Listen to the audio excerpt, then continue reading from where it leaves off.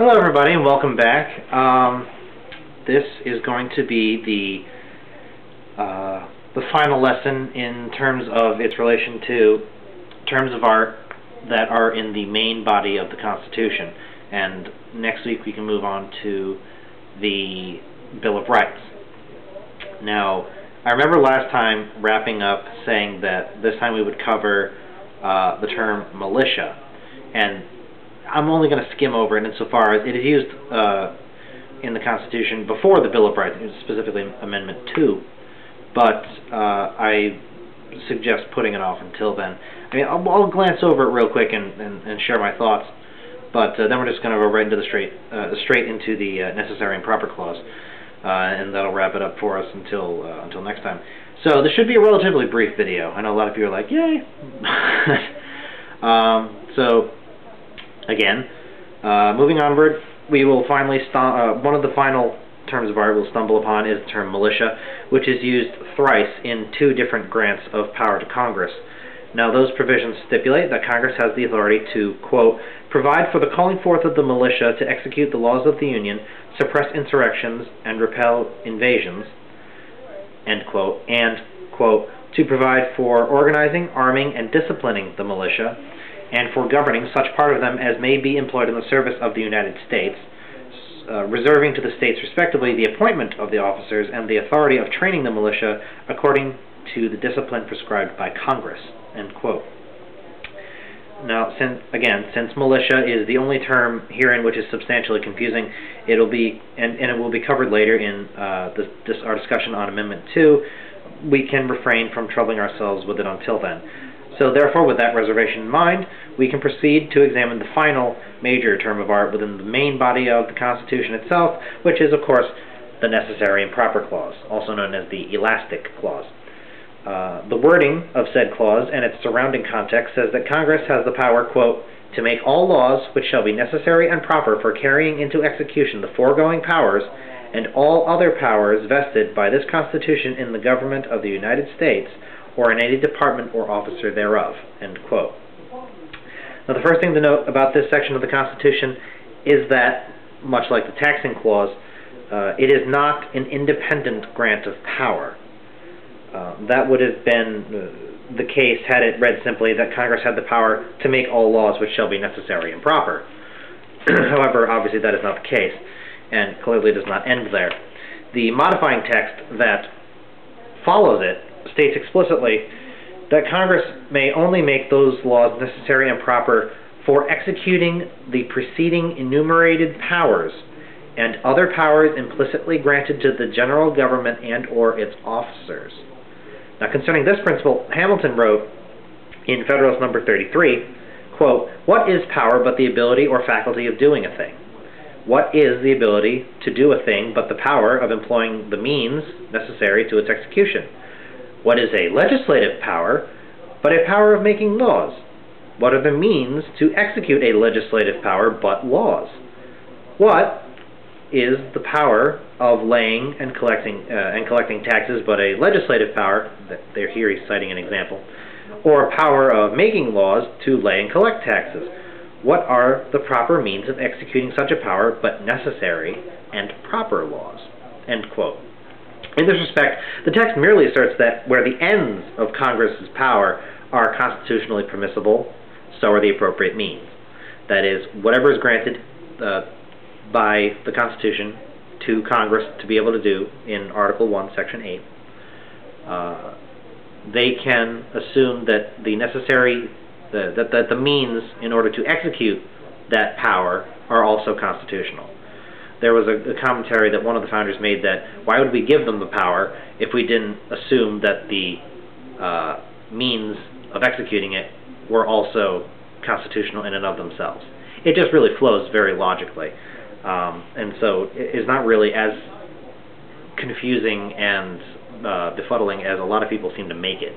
I believe actually that would be by design, but I'm not here to judge people or the state of their hearts. Let's just continue on, because we know I would do it far too harshly anyway. The founders certainly did not think that it was the case that such text conferred upon Congress unlimited power. For this text was approved with almost no debate, and both attempts to amend it even slightly were soundly defeated. This can be found in the record of that can be found in Madison's notes on the convention, specifically pages 488 and 489. Therefore, the meaning and intended scope of this constitutional text are both decidedly narrow. One cannot interpret this clause as changing the federal government from one of limited powers to one of unlimited powers.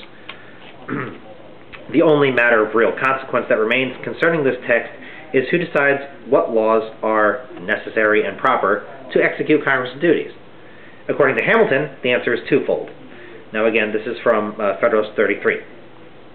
He says, quote, "But it may be asked again, who is to judge the necessity and propriety of the laws to be passed or executed for executing the powers of the Union?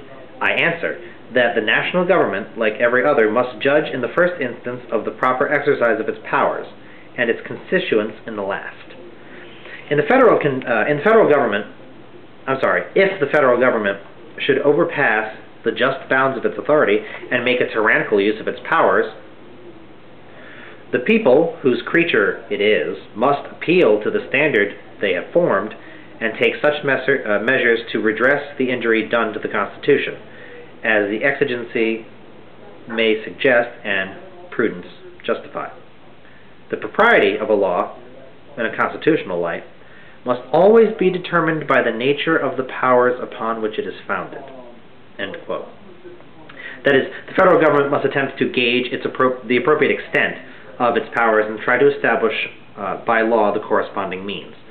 However, the people must serve as the eternal guardians of their own liberty, as vested in the Constitution. Should the people believe that Congress has overstepped the boundaries of its powers, they must act accordingly by thwarting such abuses through constitutional amendments, or, as is far more expedient and more likely, through the election process.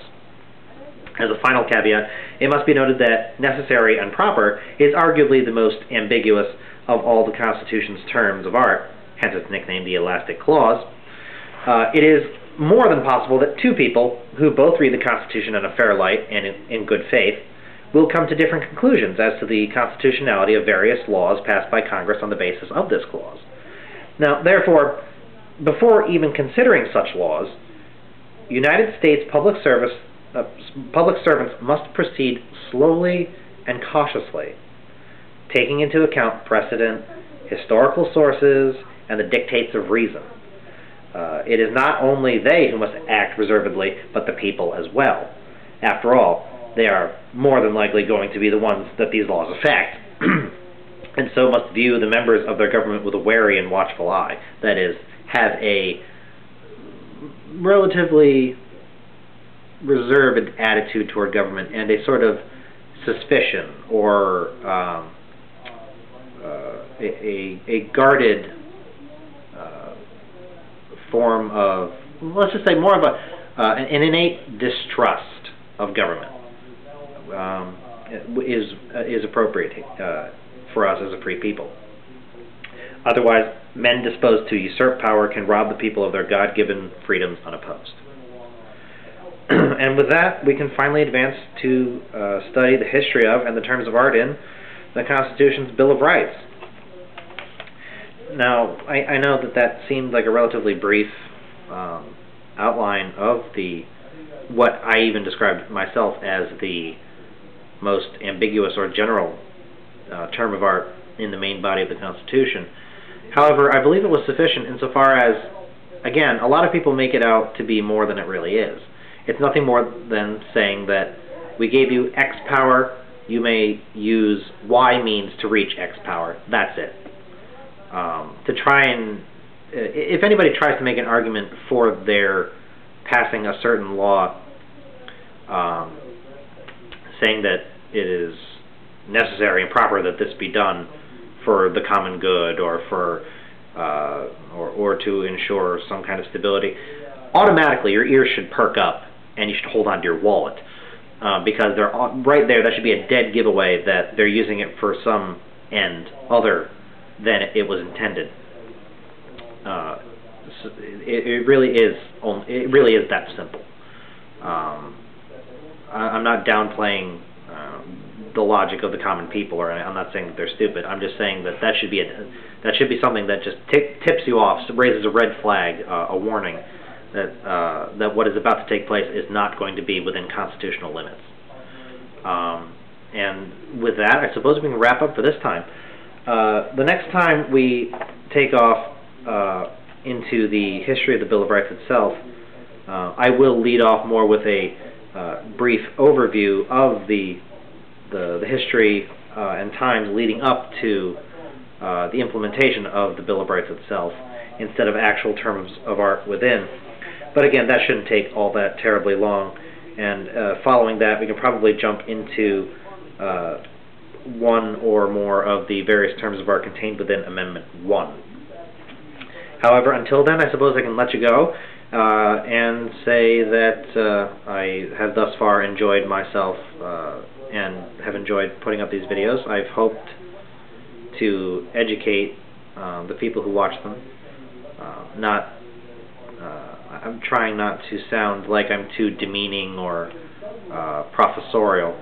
I just like to see if I can get a sort of, I guess you could say, second revolution going, because as is readily apparent to many of us at this point in time in history, we've drifted relatively far from what the founders had originally intended America to be. But hopefully, with action on my and your part, we can bring the United States back to being a more fully peaceful, God-fearing, and altogether free nation. So with that, I can say good night, God bless, and take care until next time. All right, bye-bye.